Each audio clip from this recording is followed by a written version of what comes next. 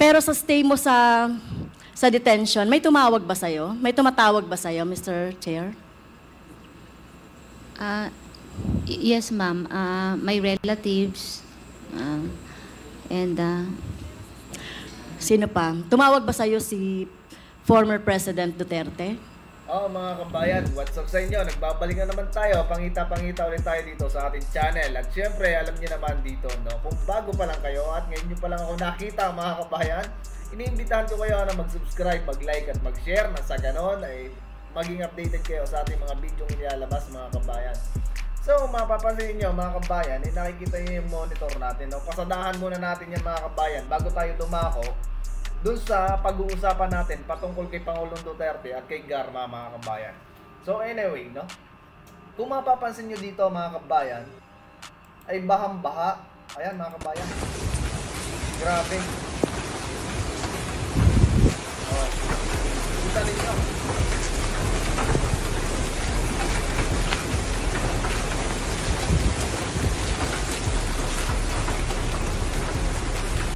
Nakikita nyo naman, mga kabayan, no?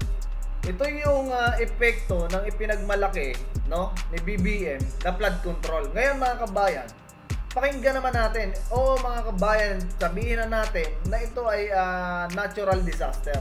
Pero sabi nga, di ba, kung yan man lang ay napagtuunan nila, mga kabayan, napagtuunan ng mga magagaling dyan sa Congress, dyan sa Senate, at kung sino pa man, mga kabayan, kung ito'y napagtuunan, mga kabayan, hindi magkakaganto itong disaster na to. Kasi dapat na implement nila ng maayos yung 1.4 billion a day, mga kabayan, ang budget na flood control. And here it comes, mga kabayan. Ayan ang ating yan ang lugar ng Bicol, mga kabayan, no? Bahang-baha. Nananawagan na yung mga tao doon na nasa taas ng bubong. Ayan, napapansin nyo, mga kabayan, din, no? So, yung maliit na portion na yun. Mga tao yun, mga kabayan, nananawagan na sila. Kasi walang rescue na dumadating dahil walang makontak, mga kabayan. Diba? Ganito ang pinag-iigi ng gobyerno na to. So, pakinggan muna natin, mga kabayan, itong sinasabi ni BBM na patungkol dyan sa flood na yan, mga kabayan. Medyo nakakainit lang, mga kabayan, ng bait. Kasi sa dami ng ginawa nila dyan pag-hearing doon sa budget ng OBP na 125 million. Diba? Ay, ewan pa, mga kabayan. Ito, panoorin muna natin to si BBM. Well, you know, our procedures seem to be in place. There are little adjustments that we have to make for the specific situation, but right now... Kita nyo, mga kabayan? Kita nyo yung itsura niya, mga kabayan? Totoo talaga ang sinasabi ni Madam Inday Sara na hindi nito alam maging Pangulo, mga kabayan. Kasi kung alam nito magpangulo, mga kabayan, alam ng mga Pilipino, mga kabayan, lahat tayo alam natin na kada gantong Berman or basta itong bansa natin, mga kabayan, laging prone to ng natural disaster. Pero lagi naman may dumadaang bagyo, mga kabayan. Alam ninyo na may dumadaan laging bagyo sa bansa natin. Bakit hindi nila nabigyan ng focus ito? Instead na pagpukusan nila yung 125 million budget ng OBP, confidential fund na kung ano man yun, dapat yan ang pinagpukusan ninyo. Ay, mga kabayan, ang ginagawa nitong mga to, puro ayuda, 500 billion, mga kabayan, ang budget para sa ayuda. Ngayon, mga kabayan, nasa na ngayon ang ayuda? Hindi sila makapag-ayuda ngayon, mga kabayan. Hindi nga nila ma-rescue eh. Get tuloy natin, BBM. Ito'y question ko lang, mga kabayan, bilang isang Pilipino at bilang isang may malasakit sa bansa natin. We will just have to wait for the storm to pass and see what the effects will be. Kita nyo? Kung yan yung napakagaling na Pangulong, mga kabayan, ang sasabihin niya, hintayin mo nang lumipas yung sakuna. May matira pa kaya, mga kabayan, doon sa lubog na lugar na yon, diba? Dapat before pa lang, malayo pa lang, may forecast naman, mga kabayan, yung pag-asa eh. May forecast, mga kabayan, yung pag-asa. Dapat ready na. Diba? Noong panahon ni Pangulong Duterte, mga kabayan, diba? May nabalitaan ba kayong ganito kalalim na baha? Meron ako nakita, mga kabayan, mga hanggang bewang siguro yung Metro Manila at saka Bulacan. Pero nung itong ganito, ang taas ng bahay, mga kabayan, 2 floor, lubog sa baha. Kita ninyo? Ay, parang mga kabayan, mawawala yata sa mapa yung yung parte na yon, mga kabayan, kasi puno ng tubig. Dahil sa napakagaling nito na flood control, mga kabayan. O yan, yan yung ano, extend 20 years. Yan yung extend na 10 years. May 100 years pa na sinasabi ng mga supporters nito, mga kabayan. O, di ba? Walang Diyo, mga kabayan. Talagang nakakainit ng ulo itong gobyerno na to. Yung pagpapadala, mga kabayan, ng OFW na remittance, ang laki ng kanilang dinagdag. Dahil dyan sa panibagong tax na yan, mga kabayan. Yung tax na pinasan niyan ni BBM, na pasimuno ni Recto. Di ba, mga kabayan? Tapos saan mapupunta yon? Yung mga tax na yon, mga kabayan, saan napupunta? Di ba, mga kabayan? So anyway, dumako tayo dito kasi wala tayong masasabing matino dito kay BBM, mga kabayan. Kasi sa dami ng perang lumabas, ang nasa bunganga nito ngayon, mga kabayan, kulang sa budget. Lintik na budget yan, mga kabayan, ay bumabaha nga ng ayuda. Sabi niya dyan sa interview, mga kabayan, kulang daw ng budget. Ha? Walang budget. Samantalang yung budget ng ayuda, 500 billion, di nyo napaglaanan yung flood control. Meron kayong sinabi na 5,500 control na may budget daily na 1.4 billion. Daily, mga kabayan, ha? Yun, ang baha. Lubog ang second floor. So anyway, mga kabayan, tuloy tayo dito sa mga crooks na to, mga kabayan. Ito isa pa dito magaling, mga kabayan. Itong isang convicted na to, mga kabayan, nandyan pa rin, nananatili sa Congress, immune na hulihin, mga kabayan, dahil nga congressman na may kaso ng child abuse. At here it comes. Ito ba yung gobyerno? Ito yung bagong Pilipinas, mga kabayan. Mga nandyan sa Congress, puro mga walang mga kabayan. Ang laman nila puro BP Sara. Umaga, tanghali, merienda, dinner, may snacks pa. Ang pinag-uusapan nila, Inday Sara. 'Di ba, mga kabayan? Sinong hindi high blood sa mga to? Sige, tawa muna tayo, mga kabayan. Pambihira. Oh, tuloy mo dito. Kasi dito, mga kabayan, meron tayong napuna dito sa pagtatanong nito ni Franz Castro. Chair, nandun ka sa detention center ng HOR, tama po? Yes, Your Honor. Okay naman po, komportable ka doon? Okay naman po. I was able to adjust, Your Were Honor. you, pumupunta ba yung anak? Nasa akin po yung anak ko doon po, sa loob. Nasa loob. Yes po, Your Honor. Magkasama kayo doon? Yes, So, yes, no Your Honor. problem sa kanya? Medyo nagre-request na po na kung makalabas daw kami, may plans siya. Sabi ko, konting tiis na lang, sabi ko po sa kanya, Your Honor. So, she's not schooling? Alam ko babae yung anak mo? Di ba siya nag-aaral? Online po siya, schooling ngayon. Okay, As long as online. may internet, Your Honor, nakaka-aral siya. Alam mo, Mr. Chair, disclosure, nung last hearing, nakita kami ni Colonel Garma sa loob ng CR. Talagang nagtaka ko bakit niya ako niyakap. So sabi niya, parang gumaan ang loob niya. Well, sabi ko, buti na lang po, nakikipag-cooperate kayo para makita natin yung katotohanan. At ang sabi niya, yung kanyang anak ang nag-push sa kanya na magsabi ng katotohanan. At yung nakagaan sa loob. Alam niyo po, bilang ina, ako po, ina po ako ng 2 lalaki.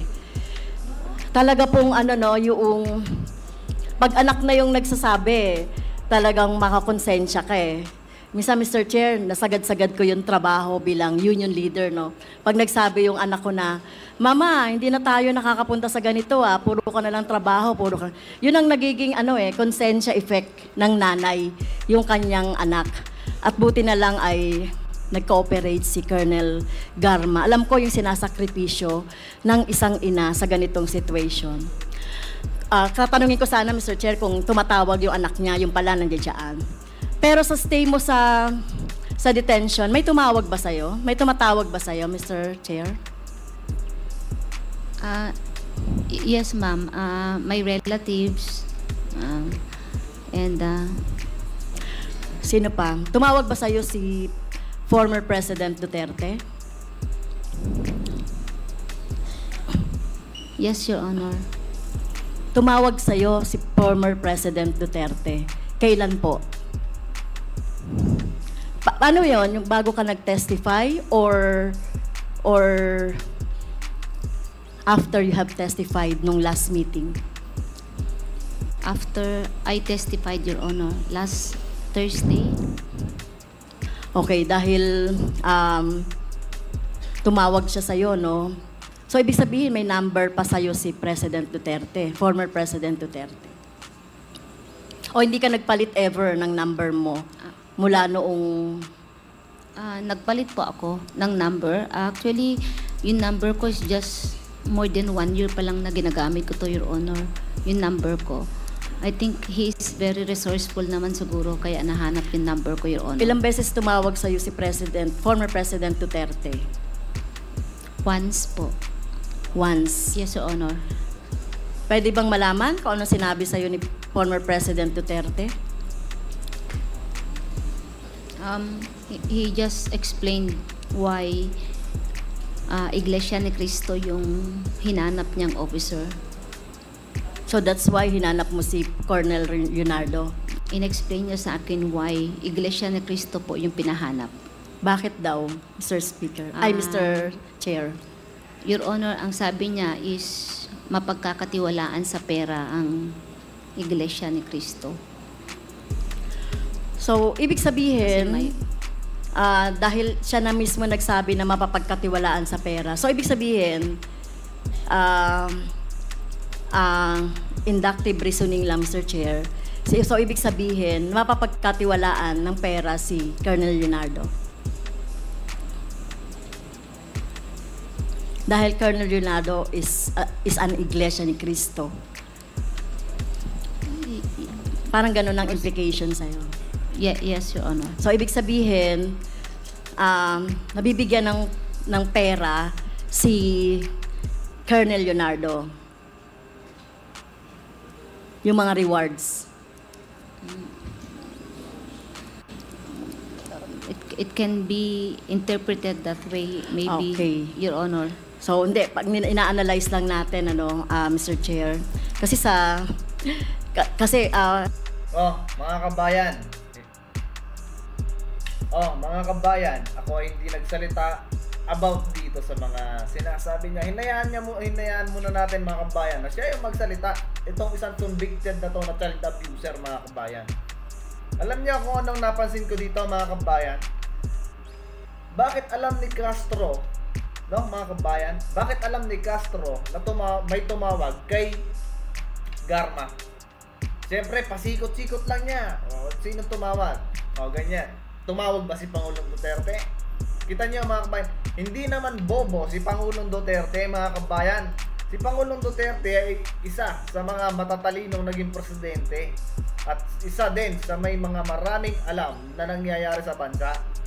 Imposible na hindi alam ni Pangulong Duterte na naka-wiretap to si Garma, mga kabayan, dyan sa loob ng kulungan ng Congress. Alam na alam ni Pangulong Duterte kung ano ang mga nangyayari dyan sa loob. At napaka-imposible, mga kabayan, na wala si Pangulong Duterte yung mga kaibigan pa rin na nandito sa Congress.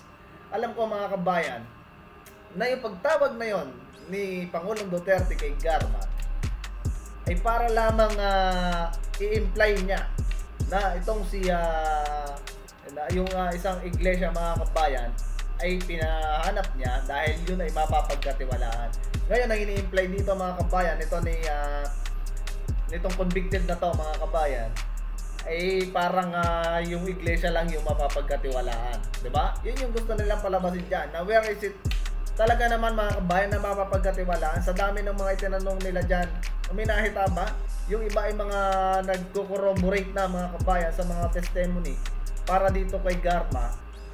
Pero yung isa, mga kabayan, ay hindi, no? Pinaninindigan niya, mga kabayan, na kahit siya mag-isa lang, pinaninindigan niya na wala naman talagang nangyayaring reward system. O sabihin na natin, mga kabayan, na talagang kailangan ng budget pag mag-ooperation ng mga kapulisan, pero yung reward system, di niya alam, di ba? Yun mga sinasabi niya, mga kabayan.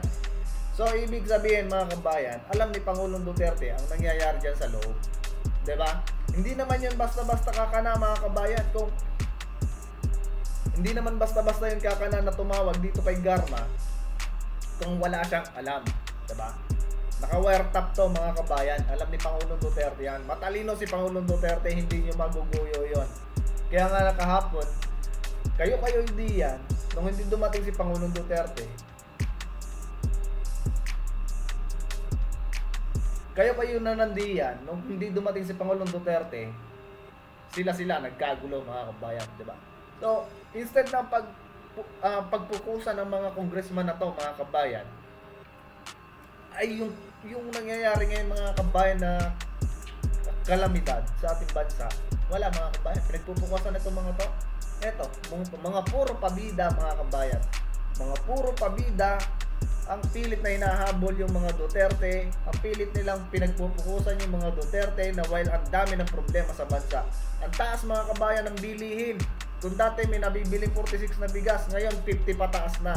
So sinong apektado? Katulad yan, meron pang disaster na nangyayari. Yung Pangulo, wala. Hintayin natin na bumupa yung ano. Eh kung yun ipinaghandaan nyo na before pa, bago yung mangyari yung ganyan, ay di walang lulubog mga kabayan na mga bahay-bahay diyan. Wala, naka-ready na yung rescue team kung sakaling lumaki yung baha. Diba? Ay ngayon mga kabayan, hindi ready. Ayun, ang daming mga nasabong mga kabayan na mga kababayan natin. Kawawa talagang bansa natin mga kabayan. Pahirap tong gobyerno na to. Puro ayan, nagkampi-kampihan sila dyan. Hindi para sa pag-asenso ng bansa natin ang mga nakaupo dyan mga kabayan. Kaya dapat matuto na tayo mga kabayan. Huwag tayo magpapauto sa mga trapong politiko na to. Na yung pera natin, hindi natin alam kung saan napupunta. Isipin nyo, napakalaki ng pera ng Pilipinas na pumapasok. Unlimited nga yung ayuda. Ngayon, wala man lang mga kabayan tayong makita. Yung ibang nakikita natin dyan mga kabayan na proyekto pa ng dating gobyerno, ng dating pamamahala ni Pangulong Duterte. Na ngayon, siyempre, si Bongit ang nakaupo ngayon, sa kanya nakapangalan. Diba? Ganun lang yan mga kabayan. So anyway, medyo may init ang ulo natin dito sa mga tulonggis na to mga kabayan. Hanggang dito na lang ulit, no? At magbigay kayo ng inyong opinion sa video na to mga kabayan. So ayan, maraming salamat sa inyong panonood. Alam ko, marami sa mga kababayan ko rin na galit dito sa administrasyon na to. Sa TikTok ko pa lang mga kabayan, talagang sobrang dami mga kabayan ng comment na galit sa gobyerno na to. Dahil wala silang makita mga kabayan. Puro pahirap. So anyway mga kabayan, bago tayo humaba dito, ingat kayong lahat at malakas ngayon ang bagyo, no? Hindi pa nga daw naglalandfall sabi ni BBM. So ayan, mag-ingat kayo mga kabayan and ayan mga kabayan. Adios. Bye-bye sa inyong lahat. See you sa susunod na video.